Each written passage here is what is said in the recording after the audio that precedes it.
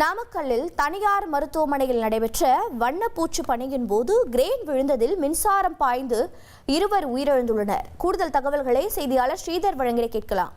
ஸ்ரீதர், வணக்கம். உயிரிழந்திருக்கக்கூடிய 2 பேரின் விவரங்கள் என்ன? மேலும் யாருக்கேனும் காயம் ஏற்பட்டிருக்கிறதா? அங்கு என்ன பாதுகாப்பு குறைபாடு ஏற்பட்டது? களத்தில் காவல்துறையினர் இருக்கிறார்களா? கள நிலவரம் என்ன? நாமக்கல் திருச்சி சாலையில் மருத்துவர் ஸ்ரீதர் என்பவருக்கு சொந்தமான ஸ்ரீ தர்சன் மருத்துவமனை கடந்த 2.5 ஆண்டுகளாக செயல்பட்டு வருகிறது.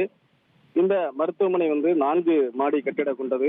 இந்த கட்டிடங்களுக்கு பெயிண்ட் அடிக்கும் பணி 15 நாட்களாக நடைபெற்று வருகிறது. இந்த நிலையில்தான் மருத்துவமனையின் 4வது மாடிக்கு இன்று காலை ராட்சச கிரைன் மூலம் பெயிண்ட் அடிப்பதற்காக எருமப்பட்டியைச் சேர்ந்த சுகுமாறு, ஜோதி, முகேசனன் ஆகிய 3 பேரும் அந்த கிரைனில் உள்ள அந்த தொட்டியில் நின்ற நிலையில் மேலே சென்று கொண்டிருந்தனர்.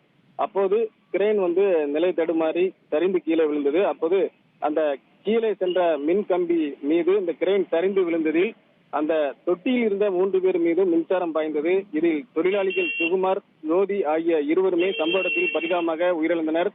இதனையடுத்து மின்சாரம் நிறுத்தப்பட்டது. பின்னர் காயமடைந்த அந்த தொழிலாளி முகேஷ் கண்ணனை அருகே இருந்தவர்கள் மீட்டு சிகிச்சைக்காக அருகே உள்ள தனியார் மருத்துவமனைக்கு அனுப்பி வைத்தனர். அங்கு அவருக்கு சிகிச்சை அளிக்கப்பட்டு வருகிறது.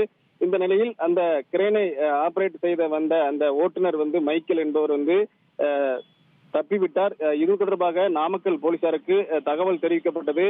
அவர்கள் அங்கு சோதனையிட்டனர். தொடர்ந்து போலீசார் வழக்கு பதிவு செய்து விசாரணை நடத்தி வருகின்றனர். இந்த சம்பவம் வெறும் சோகத்தை ஏற்படுத்தியுள்ளது.